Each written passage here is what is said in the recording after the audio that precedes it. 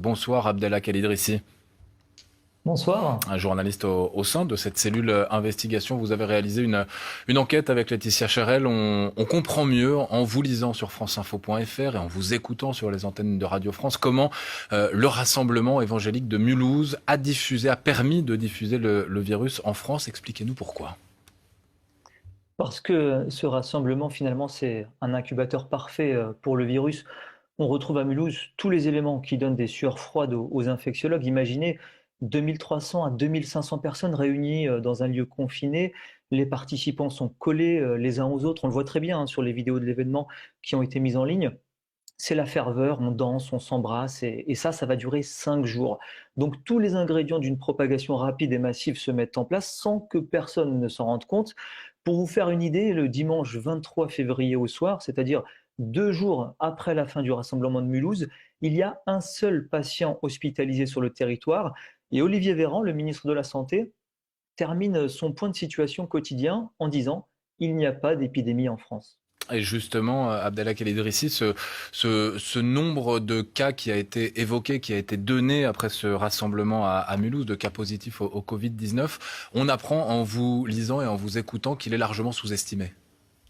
Ouais, oui, oui. En reprenant le fil des événements, on a vite trouvé des cas un peu partout en France. Il en est question d'ailleurs dans les premiers communiqués de presse des agences régionales de santé.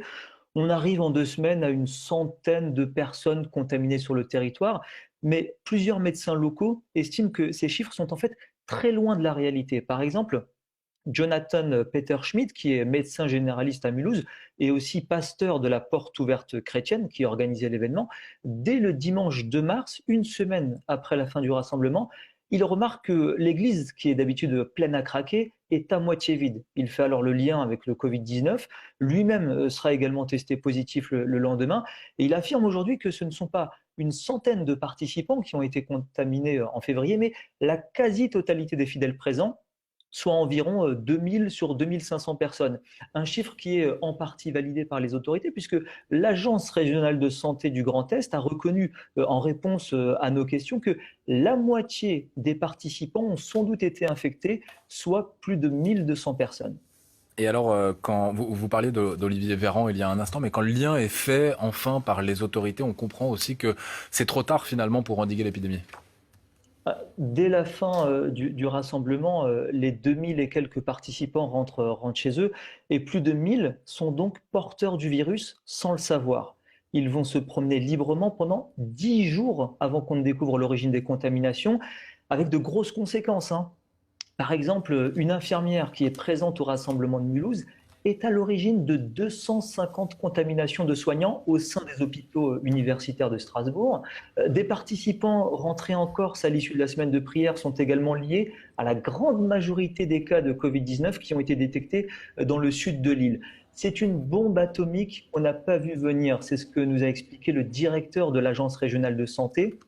Le 2 mars, lorsque cette agence lance l'alerte et fait le lien avec l'événement, c'est déjà trop tard. On comprend qu'on a perdu la partie, c'est ce que nous a dit le responsable de l'agence de santé. Les autorités ne vont jamais rattraper ces 10 jours de retard sur le virus. Et alors, dernière chose, on apprend aussi que le chef de l'État, Emmanuel Macron, aurait très bien pu être infecté justement à cette période.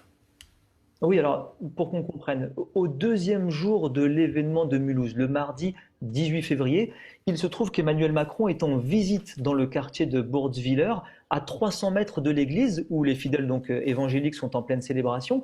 Mais dehors, il y a la foule et le président prend son temps pour des selfies et un bain de foule. Donc le problème, c'est qu'une femme du quartier se souvient avoir serré la main d'Emmanuel Macron, et le lendemain, elle est tombée malade ainsi que son fils. C'est ce qu'elle nous a dit avec Laetitia Cherel. Et même si elle n'a pas fréquenté l'église, elle est tombée malade. Elle l'a expliqué à un médecin généraliste de Mulhouse le 3 mars, alors que ce médecin était en renfort au SAMU.